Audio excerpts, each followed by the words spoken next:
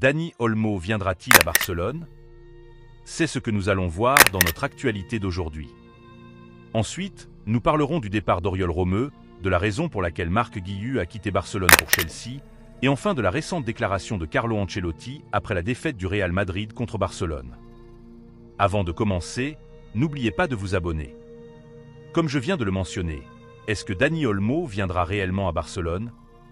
En effet, d'après les informations, Barcelone et le club allemand Leipzig sont en négociation.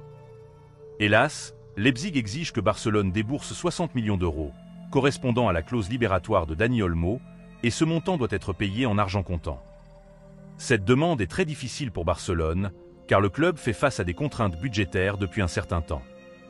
De son côté, Dani Olmo est disposé à quitter le club allemand pour rejoindre Barcelone, mais le problème réside dans le financement. La présence de Dani Olmo pourrait apporter un plus à l'effectif catalan et aider offensivement, mais il est impératif que Barcelone paie la clause libératoire pour le moment. Et vous, chers supporters catalans, pensez-vous que Dani Olmo fera ses valises pour Barcelone cette saison? Dites-le moi dans les commentaires. La semaine dernière, Oriol Romeu est retourné à Gérone par le biais d'un prêt. Le joueur catalan a été très critiqué et détesté par les supporters barcelonais. En effet, Romeu a été recruté à Gérone pour occuper le poste laissé vacant par Sergio Busquets, mais malheureusement, il n'a pas convaincu et peine à s'adapter au système barcelonais. Après 3 matchs médiocres, Romeu n'est plus considéré comme un joueur de premier choix par Xavi Hernandez. Recevant très peu de temps de jeu, il est de plus en plus critiqué par les médias catalans. La semaine passée, Romeu est retourné à Gérone, quittant ainsi l'effectif barcelonais en Amérique, suite à un prêt officialisé entre les deux équipes. En réalité, je savais qu'Oriol Romeu finirait par retourner à Gérone, car lors d'une interview, le président de Gérone avait affirmé qu'il serait prêt à reprendre le milieu de terrain si Barcelone trouvait qu'il ne leur servait à rien et que les portes de Gérone lui seraient toujours ouvertes. Hier, le joueur a passé son examen médical à Gérone et nous espérons voir ce que les rencontres entre Gérone et Barcelone donneront, car la saison précédente, Gérone, Villarreal et le Real Madrid sont les clubs qui ont le plus humilié le Barça.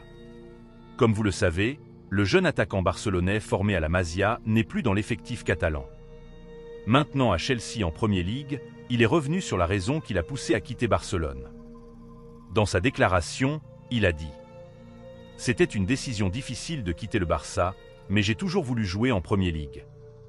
Je ne suis pas parti pour un problème de contrat, jouer en Premier League était un rêve et Chelsea est un grand club avec une grande histoire. » En réalité, Marc Guiu savait très bien qu'il ne pouvait pas faire un nom à Barcelone, donc le mieux était de partir.